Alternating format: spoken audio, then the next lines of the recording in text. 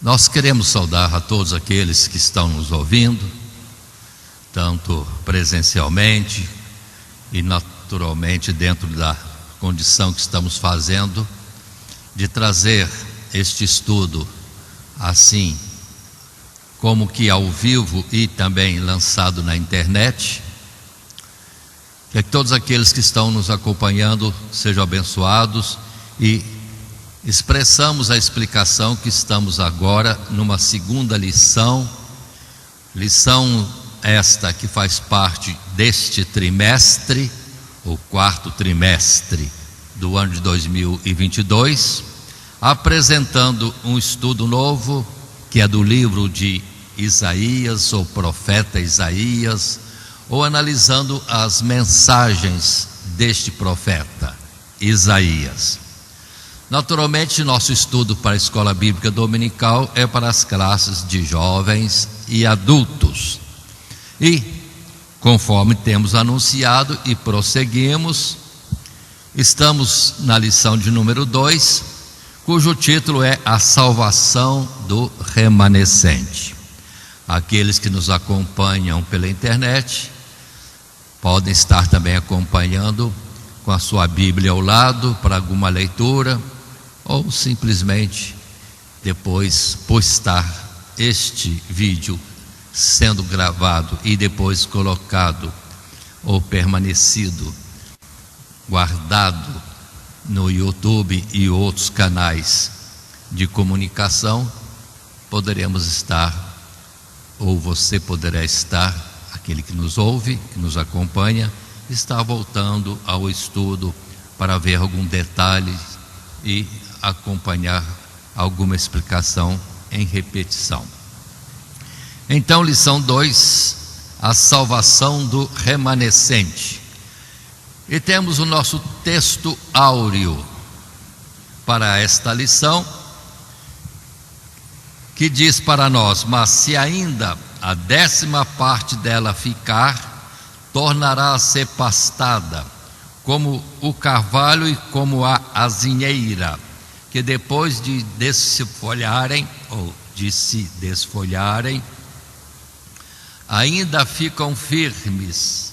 Assim, a santa semente será a firmeza dela. Isaías capítulo 6, o verso 13. Dentro desta lição 2, a salvação do remanescente, queremos já trazer a explicação dentro do próprio texto áureo, que se fala de um pequeno número do povo que é salvo. Em todas as gerações, sim, em todos os séculos, o que temos é que o número de salvos sempre é pequeno, mas a salvação é garantida para todos aqueles que estão dentro do propósito de Deus, seguindo os seus princípios ou na obediência a Ele. Chegaram a perguntar a Jesus se são muitos os que se salvam, e Jesus falou sobre a porta estreita, o caminho apertado, e poucos são os que dão com o caminho da salvação, com a porta da salvação, enquanto que a perdição é uma porta larga, sim, é um caminho espaçoso. Então, remanescente não é um final de gente no término deste mundo, não, é de geração em geração. Deus envia a sua palavra e são poucos os que se salvam, somente um remanescente, um que permanece fiel a Deus dentro das provações da sua própria época. Lembremos do dilúvio, sim, no caso de Noé, somente 8 almas se salvaram, e aquela geração toda pereceu nas águas do juízo que Deus trouxe à face da terra naquele tempo. E se for olhar para o povo de Israel no passado, 12 tribos, mas muitas tribos desapareceram e ficou tão somente Judá. E mesmo assim, essa tribo depois, modelo do tempo de Jesus, não eram todos que foram salvos. Temos os que seguiam a Jesus, discípulos do Nazareno, que era como uma seita à parte, em desprezo da maioria dos judeus e da classe religiosa, sim, os levitas, que de fato conheceram a verdade em Cristo Jesus. Tanto que no ano 70 há o juízo da destruição de Jerusalém e também do templo e do povo, enquanto que os que eram seguidores do Nazareno passaram a ser chamados de cristãos. E sigamos na nossa lição. Nós temos para as classes a proposta dos versos 1 a 8 do capítulo 2, para ser a leitura bíblica em classe, quando na ministração das nossas aulas. O nosso esboço dessa lição 2, a salvação do remanescente, nós temos 3 subtítulos. O primeiro com o título ou com o dizer: visão da glória e salvação vindoura. Observe que estaremos passando rapidamente pelos capítulos 2, 3 e 4, falando a salvação do remanescente. Já no subtítulo 2, parábola da vinha, o capítulo 5. E por último, o 3, apenas o remanescente será salvo, trazendo então o capítulo 6 para nós. E encerramos assim este esboço numa conclusão. Mas, indo já para uma introdução, atentando que estamos estudando o livro de Isaías, um livro longo, são numerados ali 66 capítulos. Nós não estaremos estudando capítulo por capítulo, vamos estar levando por temas, ainda que possa estar envolvido nisso ou nesse tema, um capítulo ou vários capítulos, como no caso presente, estaremos passando por 5 capítulos, e esses capítulos, dentro dessa mensagem, é o título: a salvação do remanescente. Haverá uma salvação, Deus garante, mas somente os que permanecerem fiéis até o fim, e que sempre é um pouco de gente. Mas no texto que temos, introdução, podemos estar lendo o que aí está, tirado isso do nosso material de classe. As circunstâncias em que o profeta se encontrava eram desoladoras, em razão da persistência do povo no pecado. E nos capítulos que ora estudaremos, vamos considerar como esse quadro é retratado. Contudo, veremos também que o propósito glorioso de Deus permanecerá firme. Haverá abundante salvação e redenção para os povos, mas não sem que antes o seu próprio povo fosse feito participante dessa salvação, sendo primeiramente quebrantado e purificado, e então trazido de volta para Deus, ainda que na representação de um pequeno remanescente, ou um resíduo de povo, sim, uns poucos fiéis de geração em geração. Atentemos bem para isso.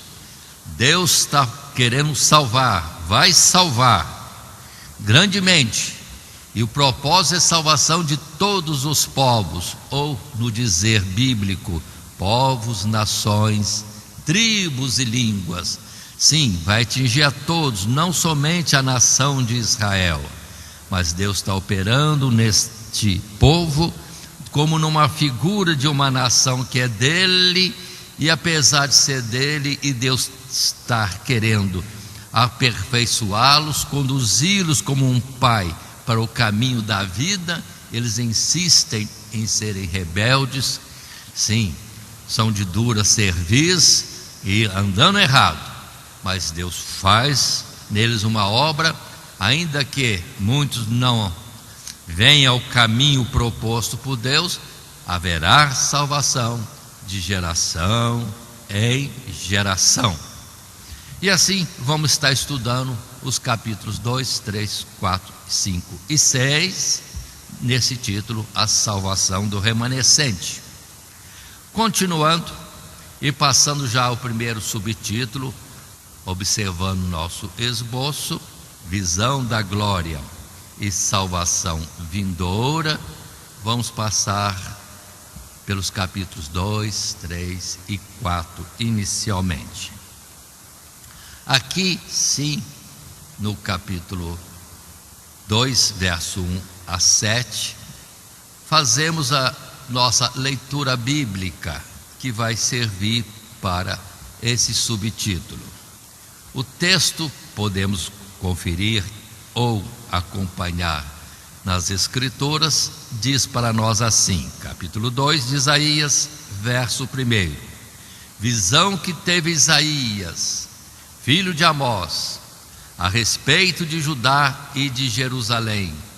E acontecerá nos últimos dias que se firmará o monte da casa do Senhor Deus no cume dos montes, e se exalçará por cima dos outeiros, e concorrerão a ele todas as nações. E virão muitos povos e dirão: vinde, subamos ao monte do Senhor, à casa do Deus de Jacó, para que nos ensine o que concerne aos seus caminhos e andemos nas suas veredas, porque de Sião sairá a lei, e de Jerusalém a palavra do Senhor. E ele exercerá o seu juízo sobre as nações e repreenderá muitos povos, e estes converterão as suas espadas em enxadões, as suas lanças em foices. Não levantará espada nação contra nação, nem aprenderão mais a guerrear. Vinde, ó casa de Jacó, e andemos na luz do Senhor. Uma pausa nessa leitura bíblica. Observe que até aqui é Deus anunciando uma salvação que vai atingir todos os povos, não somente uma descendência carnal de Abraão, Isaque e Jacó, mas todas as nações. E é o que vemos hoje, o cristianismo espalhado pelo mundo inteiro, cumprindo outras muitas profecias ou mensagens de muitos outros profetas. Mas agora uma alteração para o momento. Ainda não era tempo, porque o povo estava despreparado, e Deus ia mostrar naquele povo Israel, um povo modelo, figura, que eles precisavam conhecer o quanto Deus era poderoso para salvar, mas também para punir aqueles que quisessem andar em rebeldia contra ele. Assim vem o verso 6 e 7: mas tu desamparaste o teu povo, a casa de Jacó, porque se encheram dos costumes do Oriente e são agoureiros como os filisteus, e se associam com os filhos dos estranhos. E a sua terra está cheia de prata e ouro, e não tem fim os seus tesouros. Também está cheia de cavalos a sua terra, e os seus carros não têm fim. Também está cheia de ídolos a sua terra. Inclinaram-se perante a obra das suas mãos, diante daquilo que fabricaram os seus dedos. Aí esses 2 versos colocam que Deus tem um plano grandioso de salvação para atingir todas as nações, e tem um povo modelo no momento, povo figura, que está em grande rebeldia. E Deus quer mostrar por este povo a todos os povos que Ele é poderoso para salvar, e a condição é andar nos seus caminhos. E quem não andar, na verdade, será repreendido e não será participante dessa grande salvação, que sim vai chegar a todas as nações.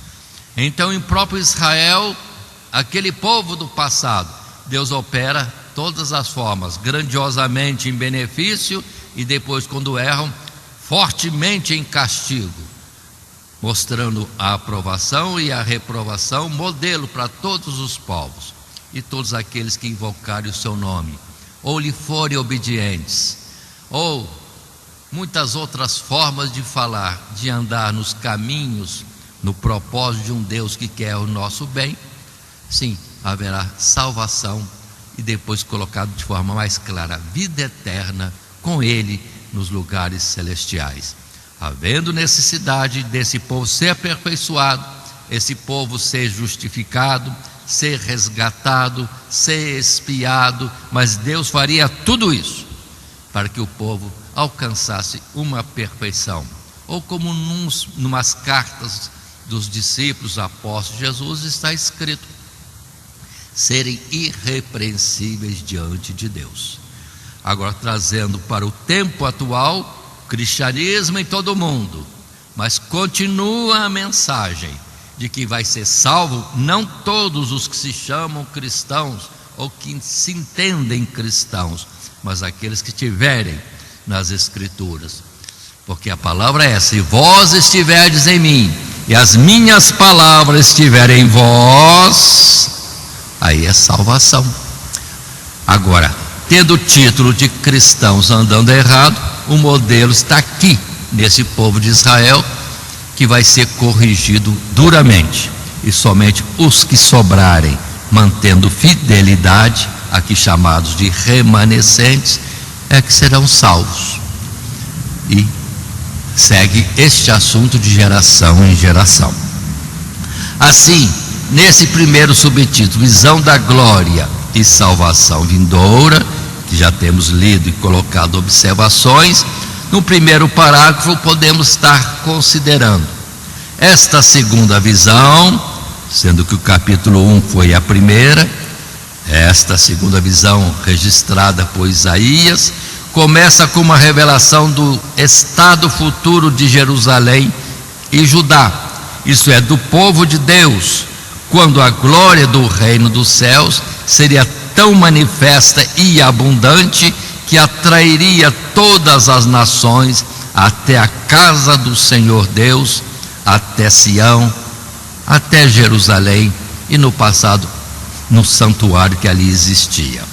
Continuemos a leitura. A visão, porém, é para os últimos dias, uma referência à plenitude dos tempos, quando Cristo veio a este mundo para restaurar e edificar a sua igreja e estabelecer o seu reino com poder, primeiro entre os judeus e depois entre as nações, às quais o evangelho desde então tem sido levado.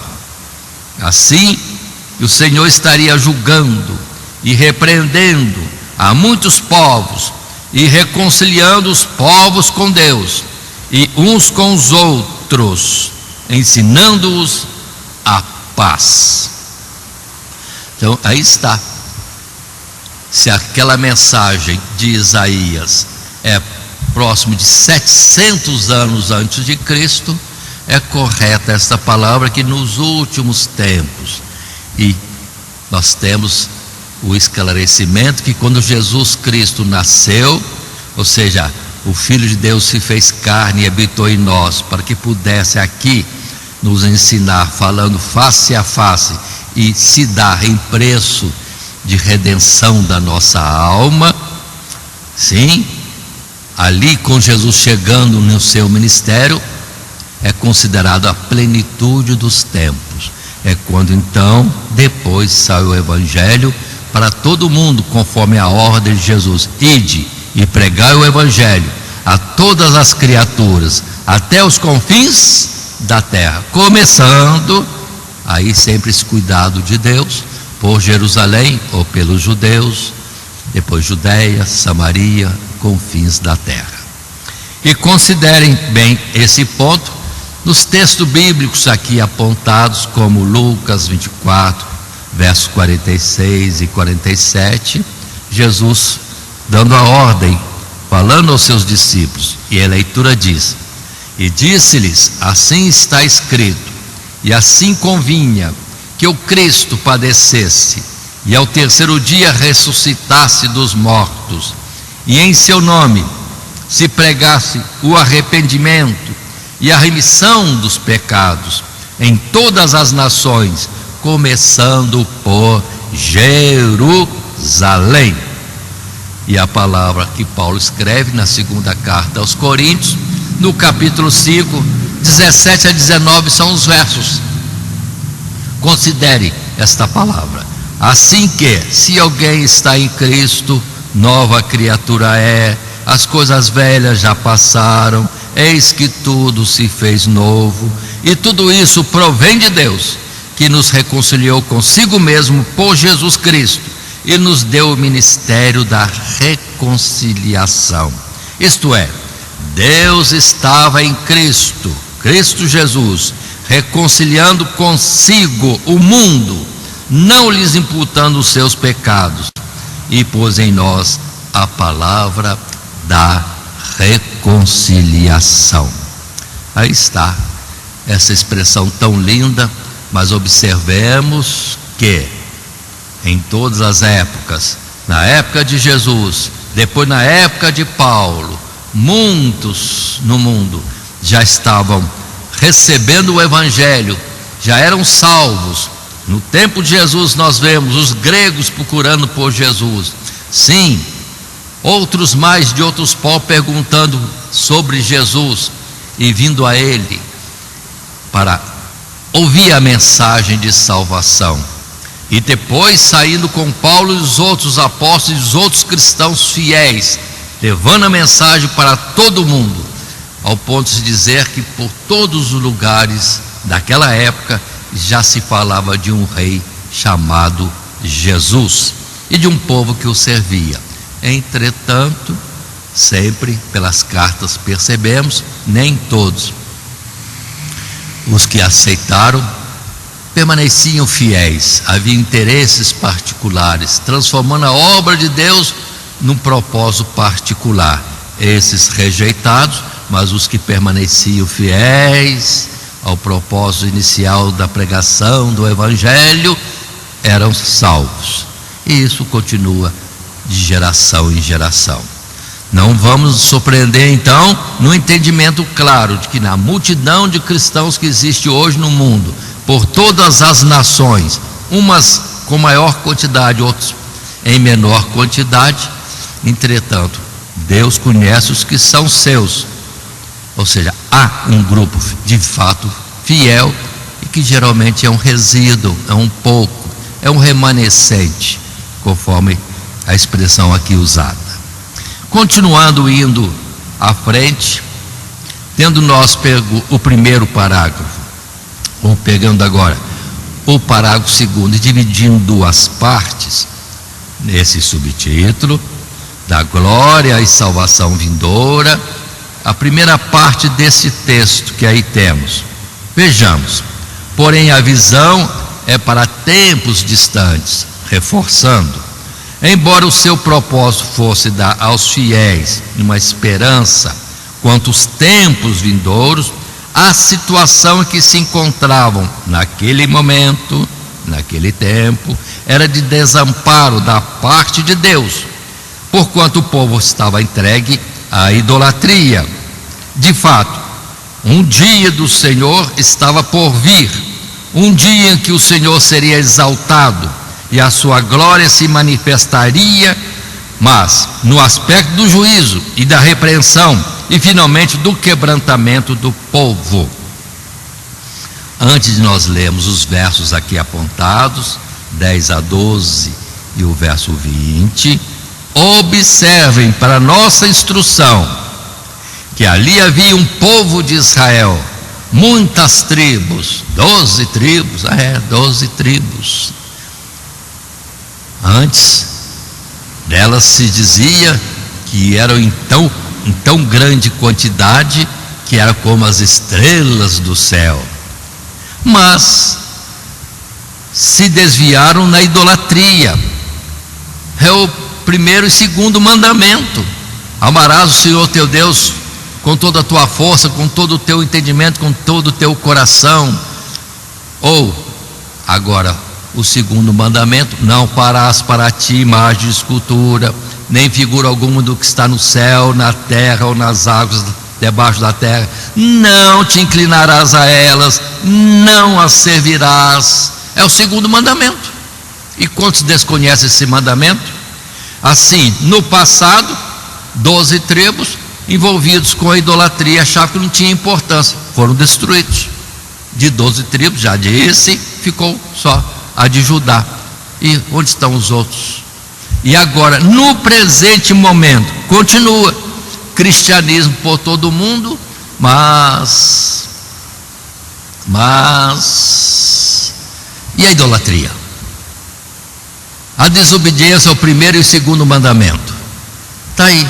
E muitos acham-se cristãos e vão ser salvos envolvidos com os ídolos. Não vão. Aqui está o modelo que Deus não aceita. E Deus não está procurando quantidade, Deus está procurando qualidade.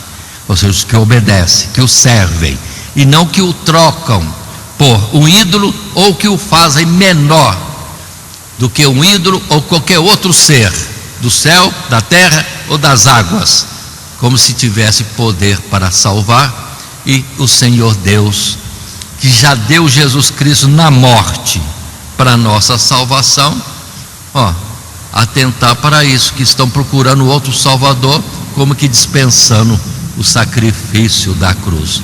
Sem o perdão dos pecados não há salvação, e o único que poderia perdoar, ou que tomou o nosso lugar para que pudéssemos ter o perdão, é Cristo Jesus, chamado Cordeiro de Deus, que tira o pecado do mundo. Então observem hoje a situação triste que nos encontramos. No juízo agora, a maioria vai ser salvo? Ou se perguntar para Jesus, essa multidão de gente, cristãos de todas as instituições religiosas vão ser salvas? A resposta aqui: somente um resíduo daqueles que guardam os seus mandamentos e não se desviam na idolatria, como aqui está, e compare com os dias de hoje. Mas vê no texto bíblico, aí mesmo no capítulo 2, na continuidade da leitura bíblica em classe, verso 10 diz: vai, entra nas rochas, esconde-te no pó da presença espantosa do Senhor Deus e da glória da sua majestade. Os olhos altivos dos homens serão abatidos, e a altivez dos varões será humilhada, e só o Senhor será exaltado naquele dia, porque o dia do Senhor dos exércitos será contra todo soberbo e altivo, e contra todo o que se exalta, para que seja abatido. Naquele dia os homens lançarão as toupeiras e aos morcegos os seus ídolos de prata e os seus ídolos de ouro que fizeram ante eles, sim, ídolos de ouro que fizeram para ante eles se prostrarem. E hoje nem é ouro e nem é prata, são ídolos feitos de madeira, ídolos feitos de gesso, ídolos feitos de plástico, ídolos feitos de isopor, e acha que vai ser salvo no dia do juízo. Precisamos estar atentos a isso. Tudo isso está escrito no capítulo 2 da mensagem de Isaías no seu livro. Mas continuando agora, ainda nesse subtítulo, visão da glória e salvação vindoura, No segundo parágrafo, a parte final, que destaco agora, prossegue então a palavra no capítulo seguinte, descrevendo esse terrível dia de castigo, quando o Senhor privaria Jerusalém do sustento, ao mesmo tempo em que mostraria a inaptidão dos seus líderes, os quais procuraram apenas os seus próprios interesses. O quadro é completamente oposto ao que se nos apresenta no início da visão, mas tudo isso resultava da desobediência do povo. Deus quer salvar, mas a multidão, na sua maioria, desviados de Deus, dos seus princípios, das suas leis, da sua santidade. E o ponto importante aqui no Israel passado era a idolatria, substituir Deus por algum objeto, alguma outra personalidade. Só Deus salva. Assim, vendo textos agora do capítulo 3, que vai falar disso mesmo, tem uma salvação, que entretanto será só para um pequeno resíduo, os fiéis, um pequeno número, infelizmente, mas a salvação é firme.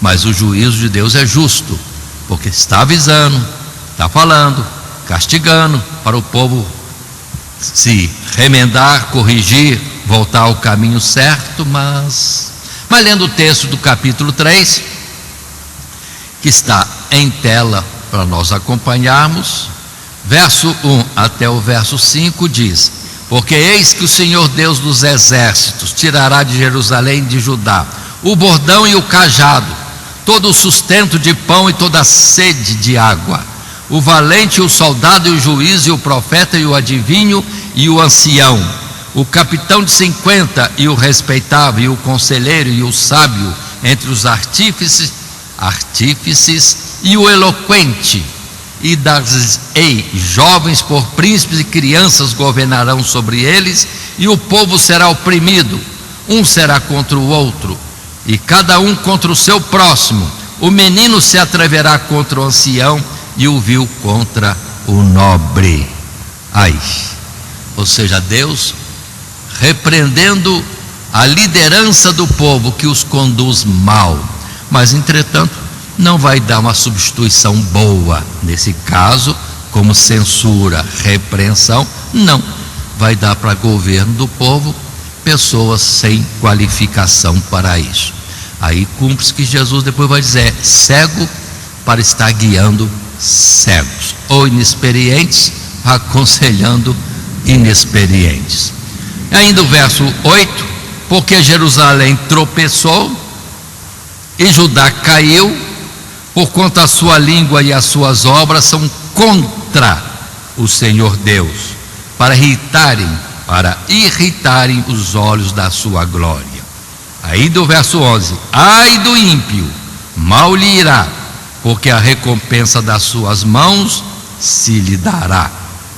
O Senhor vem, diz o verso 14 ainda, em juízo contra os anciãos do seu povo e contra os seus príncipes. É que foste vós que consumiste esta vinha, o espólio do pobre está em vossas casas. Que tendes vós de afligir o meu povo e moer as faces do pobre? Diz o Senhor, o Deus dos exércitos. E atentemos que em meio a esta lição, se muitos estão desviados, a maioria desviada do caminho de Deus por rebeldia, há também a culpa maior da liderança, que deveriam saber e instruir o povo corretamente. Não fazem isto de forma nenhuma, mas antes corre atrás dos seus interesses, se enriquecem à custa do povo, e o povo sem instrução indo para a destruição, vivendo uma vida de desobediência aos mandamentos de Deus. Atentemos para os nossos dias. Outra vez chama atenção. Estamos aí com muitas leis saindo e lideranças cristãs dizendo: agora temos que mudar, agora pode o que Deus proibia, porque as autoridades mudaram, como se elas fossem a autoridade maior. Há Deus na questão. Sejamos como Pedro e João, que responderam aos fariseus, aos líderes religiosos, príncipes do povo, que diziam para Pedro e João não pregar o evangelho de Jesus em Jerusalém. Eram autoridades, mas Pedro e João responderam: julgai vós se é justo, se é certo diante de Deus. Nós obedecemos antes a vós do que a Deus, porque quanto a Deus a ordem é ir de pregar o evangelho, e nós não deixaremos de falar. Então, liderança de Pedro e João correta. E a liderança hoje está atentando para a palavra de Deus, que é a lei maior e imutável. Nenhum tio cairá por terra, é a afirmação de Deus. Passará o céu e a terra, passará essa geração e outras gerações, mas a palavra de Deus permanece a mesma. Não podemos mudar. Aí é cobrança para os anciãos, para a liderança, que nós vamos ver isso durante o estudo de Isaías, e está bem claro isso também lá no livro de Jeremias, mas não é o alvo do nosso estudo. Continuando, indo para um terceiro parágrafo, no primeiro subtítulo, visão da glória e salvação vindoura. Sim, continuamos a ler. As palavras seguintes são dirigidas às filhas de Sião, as quais, não obstante o pecado do povo, ainda encontravam lugar e oportunidade para alegria e deleite na exuberância de ornamentos exteriores, mas não seriam poupadas da miséria que acompanharia o cerco e a queda da cidade. Leremos esse texto daqui a pouco. Aí entramos no capítulo 4.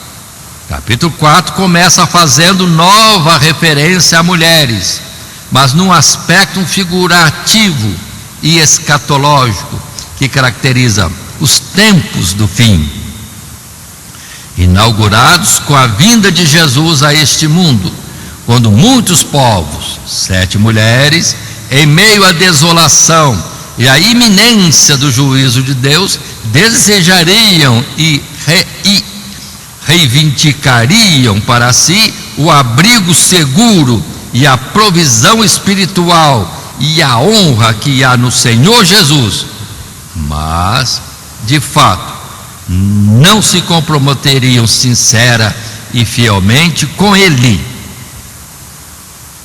E continua: mas por outro lado, a visão nos leva a um tempo mais remoto do que os dias da destruição de Jerusalém pelos caldeus.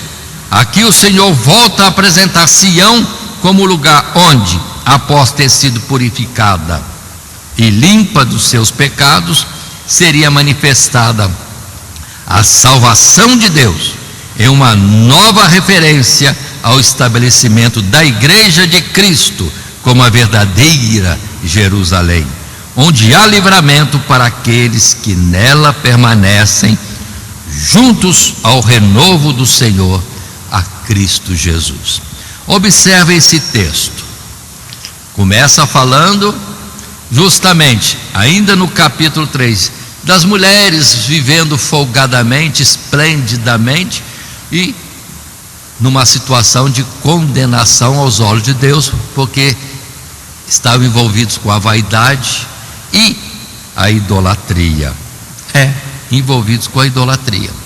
Não só mulheres de alguma cidade, de algum povoado, porque essa representação, chamar-se de mulheres, filhas de Sião, refere-se também às cidades, às populações das diversas cidades que viviam em festa.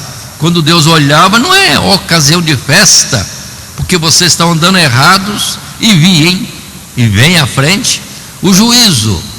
Os caldeus estão se levantando, um pouco antes a Assíria, e trazendo o destroço destruição para um povo que achava ser salvo, que achava ser de Deus, envolvido na idolatria. Deus falando, repetindo, o mandamento já está escrito, é para acompanhar o mandamento e obedecer, mas longe, e a destruição veio e pegou a todos. 12 tribos, 10 a Assíria destruiu, espalhou pelo mundo, e depois veio a Caldeia e vai trazer juízo também para, sim, Judá e Benjamim e outros mais que ali pudessem estar, resíduo das outras tribos. E houve uma grande destruição. Só um pequeno povo foi para o cativeiro, pequeno povo. E depois, com essa repreensão, com este açoite, com esse castigo, com essa destruição, é que volta o Israel. Atenção para isso, veio o Israel para Jerusalém reconstruir tudo, e vocês podem observar, nunca mais fizeram ídolos, nunca mais estiveram queimando incenso a ídolos, nunca mais estiveram sacrificando seus filhos a ídolos. A partir desse momento, até então fazia tudo errado seguindo os ídolos, e veio a correção forte sobre eles, e um pequeno resíduo, um pequeno povo sobra, e agora nunca mais ídolos. Tanto que Jesus vem na terra que era cheia de ídolos, não tem um ídolo. O povo judeu, de modo geral, não gosta de ídolo mais, aprendeu a lição. Mas eu fui em Israel, está cheio de ídolo. Tá cheio de ídolo lá, naquela terra que dizem ser o Israel de hoje. O israelita mesmo não usa ídolos. Vai ver os ídolos que estão lá, são de cristãos, de um modo geral, que vão lá dizendo terra santa e trazem e colocam ali ídolos. Mas pelo povo de Israel atual lá, não tem ídolos. Não quero dizer que são salvos, pelo menos de idolatrias eles não estão envolvidos como antigamente, e como hoje podemos perceber, ver, é notório o quanto o povo cristão está envolvido com ídolos, de um tipo ou de outro, seja ele figura ou alguma coisa que se coloca à frente de Deus, algum personagem que reverenciam como se fosse Salvador, ou um time de futebol, ou a riqueza, alguma coisa ocupando o lugar de Deus entre cristãos. Mas nesse texto que estamos lendo, vamos ver no capítulo 3 a citação que se faz ali, o profeta Isaías, naturalmente da parte de Deus para eles. O verso 16 diz ainda mais o Senhor: porquanto as filhas de Sião se exaltam e andam de pescoço erguido e têm olhares impudentes, e quando andam, como que vão dançando e cascavelando com os pés. É a forma bíblica que está colocada aqui. Aí vem o verso 24: e será que em lugar de cheiro suave haverá fedor, e por cinto uma corda, e em lugar de encrespadura de cabelos, calvície, e em lugar de veste larga, cilício e queimadura, em lugar de formosura. E o verso 25: teus varões cairão a espada, e teus valentes na peleja. Ou seja, juízo de Deus vindo repreender aquelas mulheres, e também ceifando a vida dos jovens, alegres em festas, até mesmo com seus ídolos, em desobediência ao mandamento de Deus.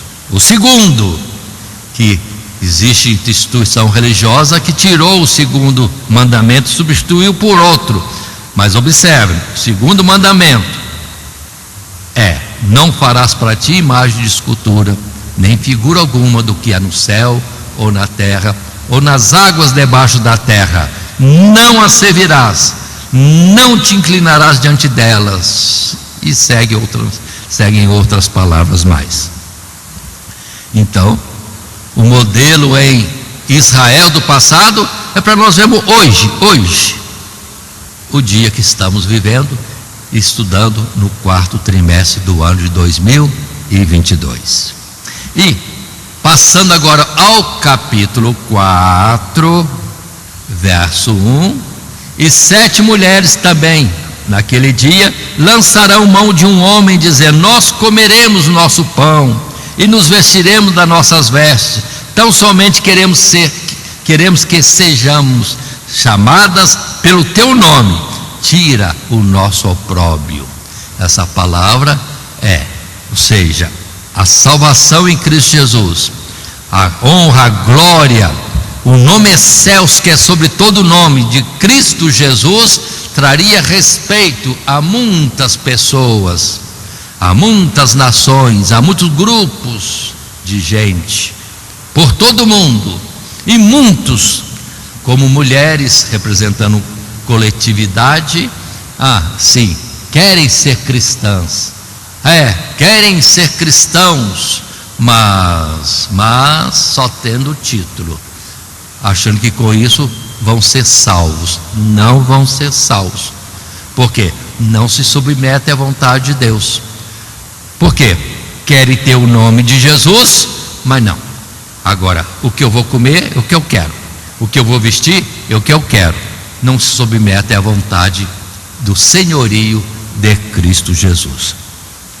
Isso significa que vão andar do jeito que querem e não do jeito que Jesus quer. E Jesus não vai salvar. Serão condenados porque andam de qualquer jeito, tomando o título, a honra, a glória que há no nome de Jesus Cristo. Como Jesus, sim, que dizem seguir, sim, o cristianismo ou outras formas de se chamar, como pentecostais e outras coisas, mas andando do jeito que querem. Deus não vai aceitar. Mulheres que querem o nome, mas não veste a veste de Jesus, que é linho fino, branco, resplandecente, que são as justiças daqueles que são de Deus, e nem querem o pão, que é a Sagrada Escritura, os mandamentos, o ensino, a palavra de Deus. Continuando mais ainda, Atos dos Apóstolos, capítulo 2, 14, um texto fora de Isaías, em que mostra a salvação chegando aos povos, e é Pedro que está falando aqui. No verso 14, este texto leio: Pedro, porém, pondo-se em pé com os 11 apóstolos, levantou a voz e disse-lhes: mas isto, verso 16, é o que foi dito pelo profeta Joel: e nos últimos dias acontecerá, diz Deus, que do meu espírito derramarei sobre toda a carne, e os vossos filhos e as vossas filhas profetizarão, os vossos jovens terão visões, e os vossos velhos sonharão sonhos. Verso 20: o sol se converterá em trevas e a lua em sangue, antes de chegar o grande e glorioso dia do Senhor. E acontecerá que todo aquele que invocar o nome do Senhor será salvo. Sim, haverá salvação para todo que invocar, mas infelizmente a invocação é para um pequeno número, um resíduo de gente, ou um remanescente dos que são fiéis até o fim, dos que são fiéis até a morte. Observem bem isto, e é atual esta mensagem. Não é um estudo do livro de Isaías, coisas do passado, é o que no passado aconteceu e que vai acontecer hoje. Muita gente dizendo seguir a Jesus, mas só tem esse título. As obras não condizem com Jesus.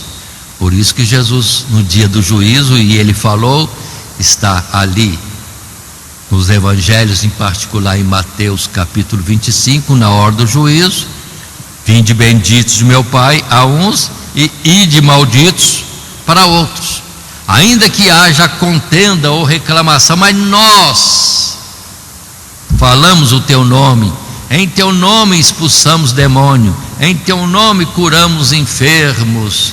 Jesus vai dizer: apartai-vos de mim, não vos conheço, vós que praticais a iniquidade. Aí pronto, acontece isso, um pequeno número salvo, os fiéis, e a maioria sendo rejeitada, porque se iludem com o título de cristão ou de seguidores de Jesus, mas as suas obras não são conforme a vontade do nosso Deus.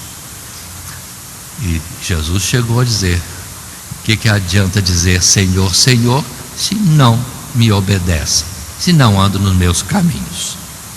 Continuando, indo para o segundo subtítulo, parábola da vinha, entramos assim no capítulo 5, em que este assunto da infidelidade de muitos que se dizem ser de Deus, vir trazer sobre eles mesmos condenação, destruição, apesar dos profetas constantemente, de geração em geração, falarem da parte de Deus para eles, e eles não quererem ouvir, quererem andar conforme o seu modo de pensar. E assim, no primeiro parágrafo, nesse subtítulo, segundo, parábola da vinha, ao contrário da visão anterior, neste capítulo nos deparamos com uma lamentação sobre as condições espirituais em que Israel se encontrava no tempo do profeta. Usando de uma parábola, Isaías compara de forma vívida os cuidados de Deus para com Israel, a nação, como de alguém que planta e cuida atenciosamente de uma vinha, e a ingratidão mas deu uvas bravas. Agora, pois, ó moradores de Jerusalém e homens de Judá, julgai, vos peço, entre mim e a minha vinha. Que mais se podia fazer a minha vinha que eu lhe não tenha feito? E como, esperando eu que desse uvas boas, veio a produzir uvas bravas? Agora, pois, vos farei saber o que eu hei de fazer à minha vinha. Tirarei a sua sebe, para que sirva de pasto. Derribarei a sua parede, para que seja pisada, e a tornarei em deserto. Não será podada, nem cavada, mas crescerão nela sarças e espinheiros, e as nuvens darei ordem para que não derrame chuva sobre ela, porque a vinha do Senhor dos exércitos é a casa de Israel, e os homens de Judá são a planta das suas delícias. Esperou que exercesse juízo, e eis aqui opressão, justiça, e eis aqui clamor.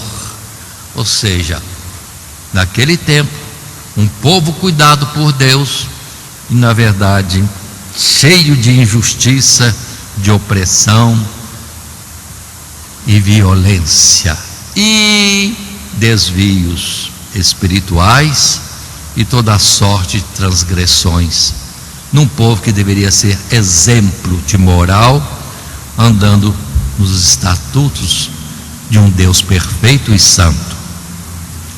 Trazendo para hoje, a mesma coisa acontece. A mesma coisa, cristianismo, Jesus veio trazer salvação, Jesus veio nos colocar como luz, como sal neste mundo, mas a luz está se apagando, e o sal está sem qualidade, não salga mais, está em corrupção, e não pode deter a corrupção neste mundo que está avançando cada vez mais, porque o próprio sal se corrompeu. Aí vamos entender, noutra palavra, que Jesus triste estava lá no monte, não no monte, mas no horto das oliveiras, olhando Jerusalém e lamentando: Jerusalém, Jerusalém. Ele veio com cuidados, como uma galinha querendo abrigar os seus pintainhos, mas vocês não quiseram. Veio para o que era seu, foi o fato, e os seus o rejeitaram. E Jesus disse: mas lamentavelmente, daqui a pouco não haverá mais nada. E sim, daí a pouco vêm os romanos e destroem tudo: a cidade, o templo e o povo. É o castigo. Agora, trazendo para hoje, mesma coisa. Muito cristianismo pelo mundo, mas é o cristianismo de Cristo Jesus? O que fazem, o que vivem, modo de ser, o caminhar, é segundo os mandamentos de Deus? Portanto, somos vinha se não produzimos fruto que Deus quer: paz, justiça, misericórdia, sim, o amor entre os irmãos, o amor para com o próximo e um temor sincero para com Deus. Portanto, se não fizermos isso, somos vinha que Deus vai entregar a sua própria sorte. Muitos clamando por situações difíceis no nosso país, mas que qualidade de povo é esse que clama, andando fora dos estatutos do nosso Deus? Vamos melhorar os nossos caminhos, é que diz a Sagrada Escritura. Aí Deus vem com salvação, ainda que sejamos uns poucos atingidos por ela como fiéis, um pequeno resíduo que guarda a fidelidade, mas a salvação não faltará. E indo para um segundo parágrafo, nesse subtítulo, Parábola da Vinha, segue-se então uma descrição mais extensa da desobediência e iniquidade praticada por Jerusalém e Judá, onde poderíamos pontuar, entre outros aspectos, a perversa atitude de chamar o bem de mal e o mal de bem, acobertando os pecados alheios em troca de favores e declarando o ímpio justo.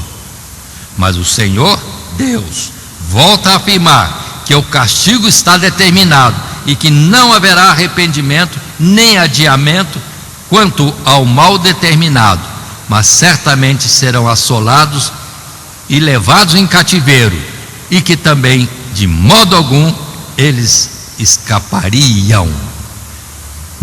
Observe, repete-se sempre a mesma coisa: o povo errando, o povo transgredindo, o povo achando que é povo de Deus, mas comportando-se contra a vontade de Deus. Mesma coisa hoje, já falamos várias vezes. Vamos estar atentos, porque naquele tempo o Senhor avisou antes, dizendo: não adianta acharem que é meu povo se não ando nos meus caminhos. E hoje não adianta dizer que é de Cristo se não anda naquilo que é próprio de Cristo, na sua lei. E aí está, o divórcio aborrece a Deus, está cheio. Segundo o casamento que Jesus disse que é adultério, está cheio de casamento rompido e novos estabelecidos. E a violência para com os filhos abandonados, órfãos de pais vivos. Deus está olhando isso. Não adianta dizer Senhor, Senhor, Cristo Jesus, se há comportamentos errados diante de Deus. E somos pó, e ao pó tornaremos. Não precisa Deus mandar coisa alguma, é só o nosso ciclo de vida. Somos pó e ao pó voltaremos, sem ter alcançado a aprovação de Deus, porque nesse período andamos conforme o nosso querer e não como a vontade de Deus. Não adianta ter cartão de instituição religiosa, não adianta dizer que fala em mistérios com Deus, porque se o comportamento não é verdadeiro segundo a palavra de Deus, é hipocrisia. Então é que Jesus diz: pelos frutos os conhecereis. E o texto bíblico no capítulo 5, 13 a 16, dizem para nós: portanto o meu povo será levado cativo por falta de entendimento, e os seus nobres terão fome, e a sua multidão se secará de sede. Por isso a sepultura aumentou o seu apetite, e abriu a boca desmesuradamente, e a glória deles, e a sua multidão, e a sua pompa, e os que entre eles folgavam, a ela desceram. Então o plebeu se abaterá e o nobre se humilhará, e os olhos dos altivos se humilharão, mas o Senhor dos exércitos será exaltado em juízo, e Deus, o Santo, será santificado em justiça. Ou seja, Deus trazendo juízo, sim, mostra a sua excelência na justiça, e de que não faltou em tempo algum misericórdia, longanimidade, mas houve sim endurecimento dos corações de muitos. Mas todo aquele, ainda que em pequeno número, ainda que seja fraco, for fiel, é o remanescente que vai ser aprovado e chamado no arrebatamento da igreja. O verso 20 e 21 do capítulo 5 de Isaías ainda diz: ai dos que ao mal chamam bem, e ao bem mal, que fazem da escuridade luz, e da luz escuridade, e fazem do amargo doce, e do doce amargo. Ai dos que são sábios a seus próprios olhos, e prudentes diante de si mesmos. Aí está o quadro. Estão dizendo que o certo agora é o errado, e o errado é o certo. Ou seja, o que está na palavra de Deus, não, isso não, está obsoleto. Agora é assim.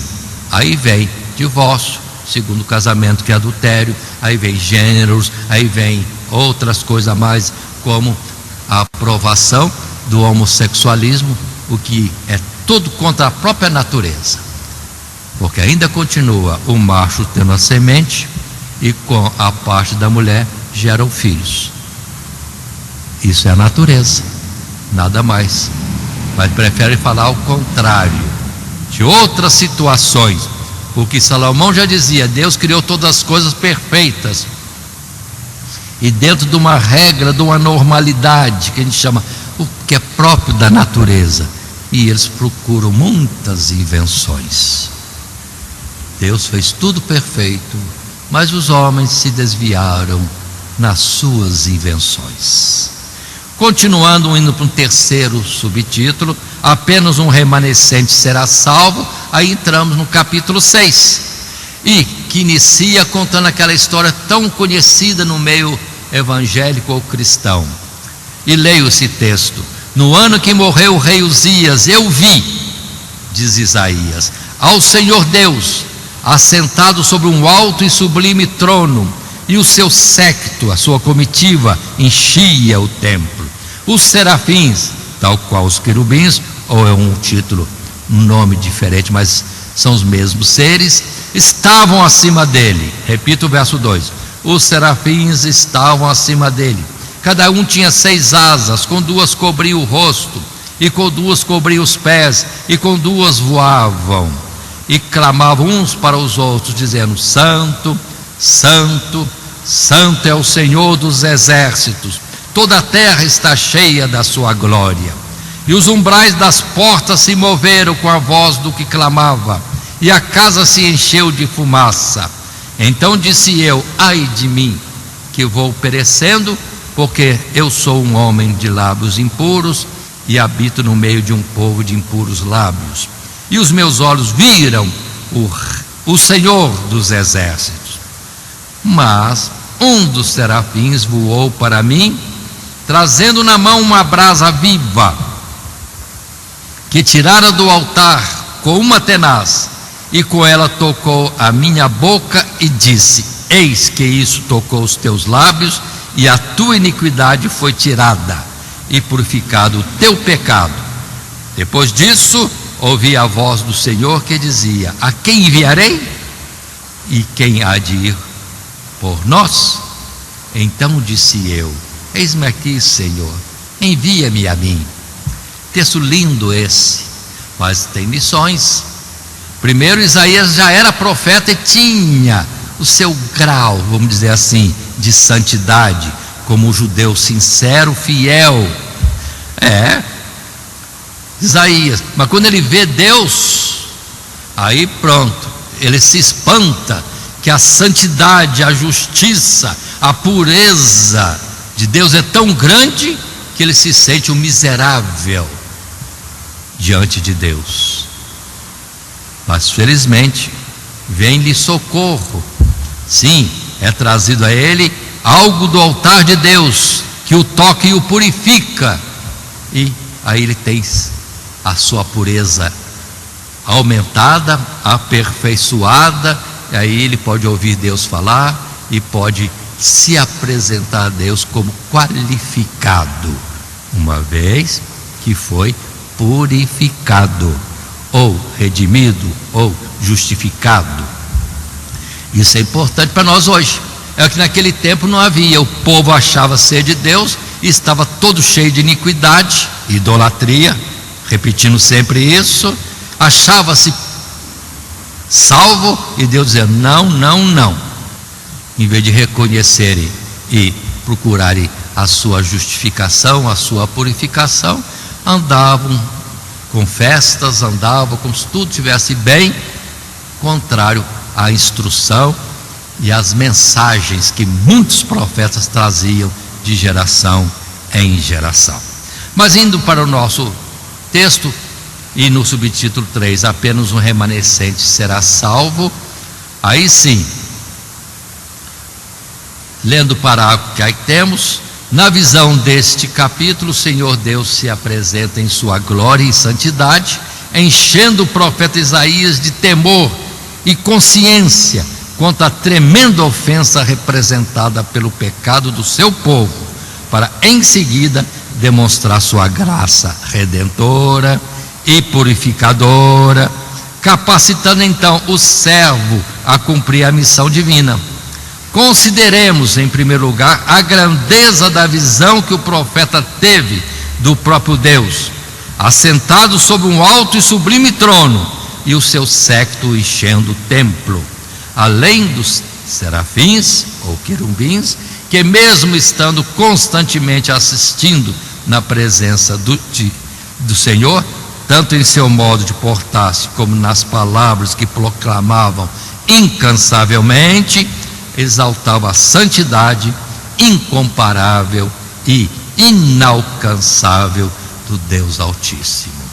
Aí está o texto, voltando com nossas palavras aquilo que lemos no capítulo 6 e primeiras palavras, ou seja, a glória de um Deus que é fogo consumidor.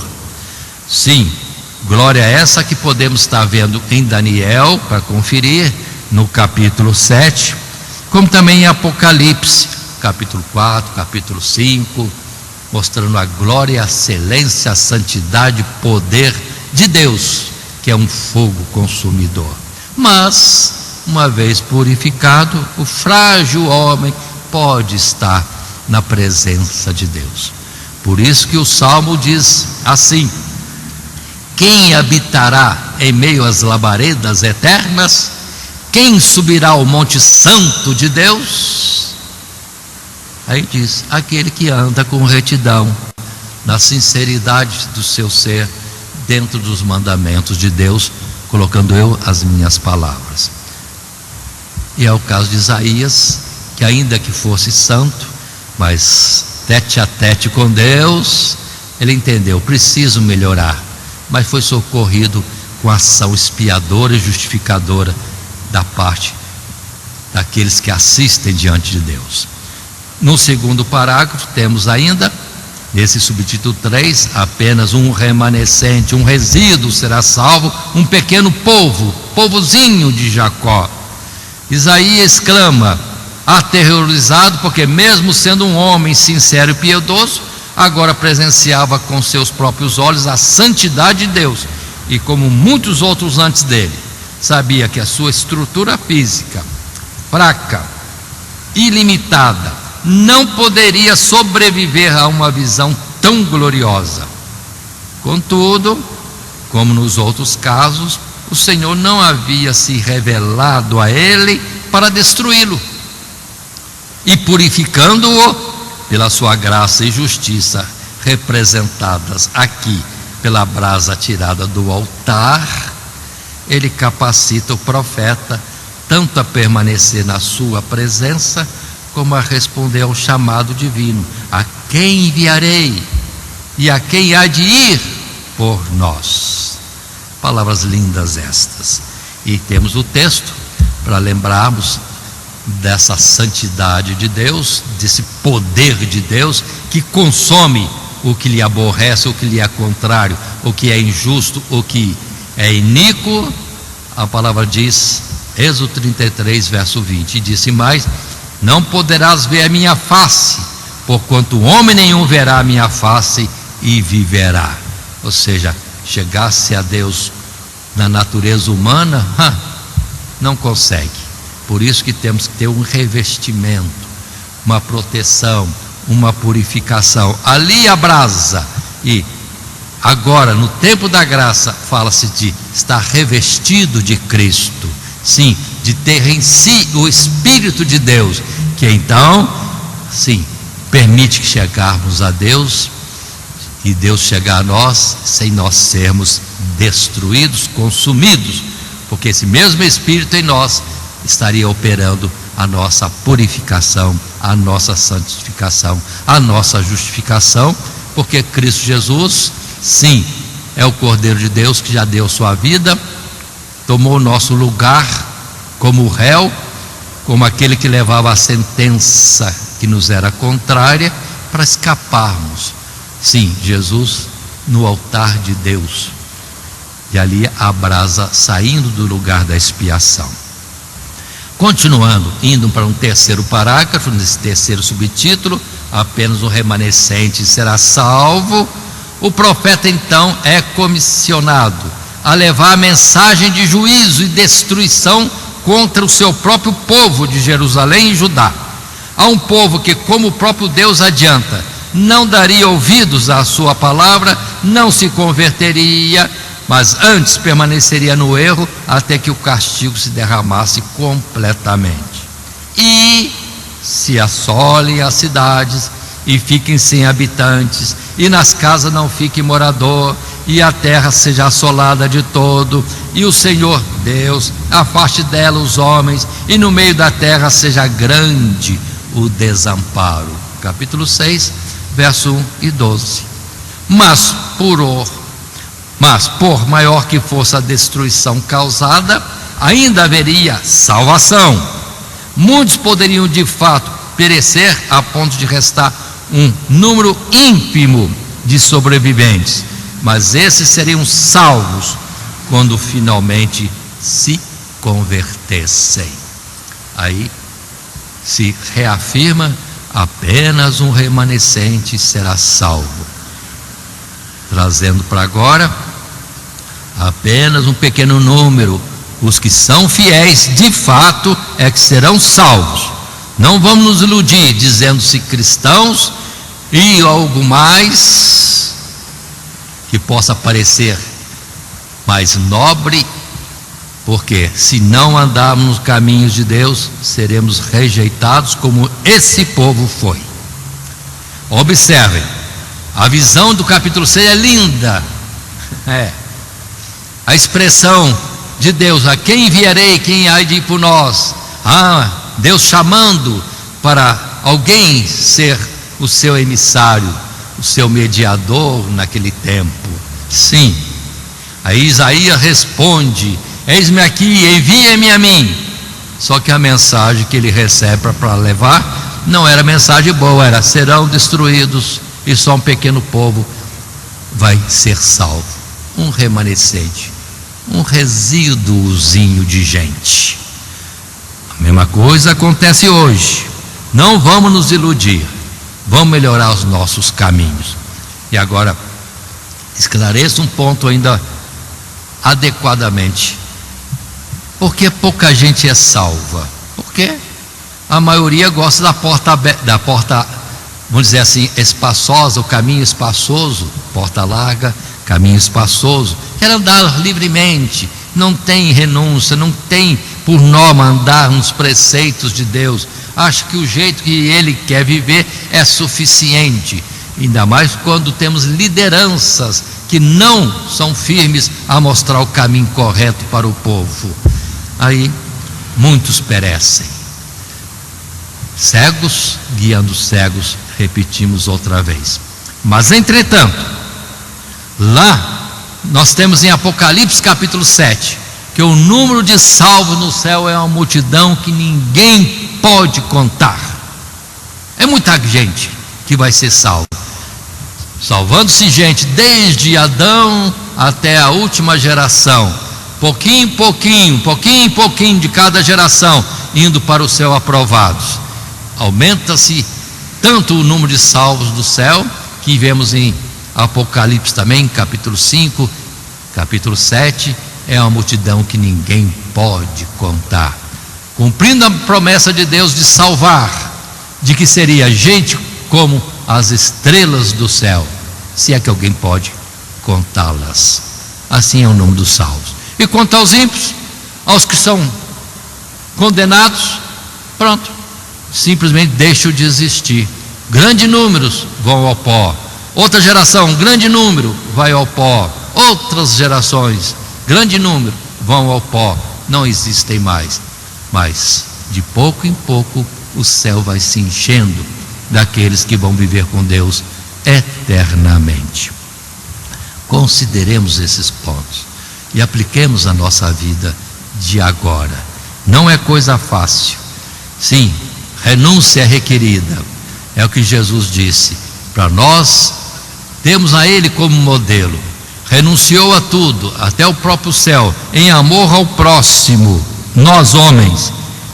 E para sermos o próximo dele, Jesus se fez homem como nós e nos deu exemplo. Façamos assim também, e para nós virá a salvação. Lendo ainda alguns textos do capítulo 6, verso 13, diz: mas se ainda a 10ª parte dela ficar, tornará a ser pastada como o carvalho e como a azinheira, que depois de se desfolharem, ainda ficam firmes. Assim a santa semente será a firmeza dela. Os poucos que sobram dão continuidade à mensagem do Evangelho. Isso foi desde sempre até hoje. Muitos contra o cristianismo no mundo, no nosso país, talvez no nosso estado, na nossa cidade, mas entretanto os poucos que sobrarem vão dar continuidade ao Evangelho para a geração seguinte. Porque esse mesmo juízo que traz salvação para uns poucos fiéis, e que são fiéis até a morte, e que traz condenação a uma grande multidão de infiéis, permanece. Porque a palavra que Jesus deixou por último, falando ainda no corpo que esteve entre nós, aos seus discípulos naquela época, antes de ascender-se ao céu, ele diz: ide pregar o meu evangelho a toda criatura. Quem crer será salvo, quem não crer será condenado. Está aí a situação. Salvação para todos os povos, mas só um pequeno número é que tem aproveitado isso de geração em geração. Voltando mais um texto, adiantando algo que será falado depois, no capítulo 10 de Isaías, verso 20 a 22, acontecerá naquele dia que os resíduos de Israel e os escapados da casa de Jacó nunca mais se estribarão sobre os que o feriu, antes se estribarão sobre o Senhor, o Santo de Israel, em verdade. Os resíduos se converterão, sim, os resíduos de Jacó, ao Deus forte, porque ainda que o teu povo, ó Israel, seja como a areia do mar, só um resto dele se converterá. Uma destruição está determinada, transbordando de justiça. Aí está uma expressão muito forte do capítulo 10, nesse mesmo tema. Só um resíduo, só remanescente, só os que foram fiéis até a morte estarão com Deus nos lugares celestiais. E esses que hoje vão dar continuidade à pregação do Evangelho, para que a próxima geração tenha alguém salvo e que vai sim também testificar a geração seguinte. Aconteça o que acontecer na face da terra, aconteça o que acontecer no Brasil, ainda que queiram matar todos os cristãos, principalmente os sinceros, sempre haverá um escapado, um livre por Deus da destruição, e que será testemunha para a geração seguinte, anunciando que o Senhor é bom, que o Senhor salva e que é verdadeira palavra: olhai para Ele, vós, todos os povos da terra, e sereis salvos. Assim, vamos estar concluindo a nossa lição dentro do nosso esboço, lembrando somente como no passado, hoje vivemos um tempo que, à luz das Escrituras, prenuncia o juízo para a iniquidade, a impenitência, e impenitência que predomina não só no mundo, mas mesmo entre o povo de Deus, ou que se diz de Deus. Estejamos entre os vivos de Jerusalém, perseverando no caminho da obediência e justiça, pois é o próprio Deus quem nos assegurou que bem irá ao justo. Todo aquele que crer em Cristo Jesus, no seu sacrifício expiador, justificador, resgatador, redentor, e andar nesta porta de salvação que se abriu e que está aberta ainda para nós, terá vida eterna. Assim, atentemos que estamos estudando nesse trimestre o profeta Isaías, suas mensagens, o seu livro, e a lição atual é a segunda, com o título A Salvação do Remanescente, e o nosso esboço já desenvolvido nesta lição, dentro dos 3 tópicos apresentados: visão da glória e salvação vindoura, envolvendo capítulos 2, 3 e 4, segundo subtítulo, parábola da vinha, capítulo 5, e terceiro subtítulo, apenas o remanescente será salvo, capítulo 6. E concluindo essa nossa lição, lembremos do texto áureo que é Isaías 6, o verso 13: mas se ainda a 10ª parte dela ficar, tornará a ser pastada, como o carvalho, como a azinheira, que depois de se desfolharem, ainda ficam firmes. Assim a santa semente será a firmeza dela. É por isso que o Evangelho já chegou há 2000 anos, porque de geração para outra geração sempre vai haver um pequeno número de fiéis que selarão a oportunidade de salvação para a geração que agora chega. Assim, concluímos nosso estudo de hoje. É o fim dessa nossa lição de número 2, e que Deus o abençoe em Cristo Jesus. Amém.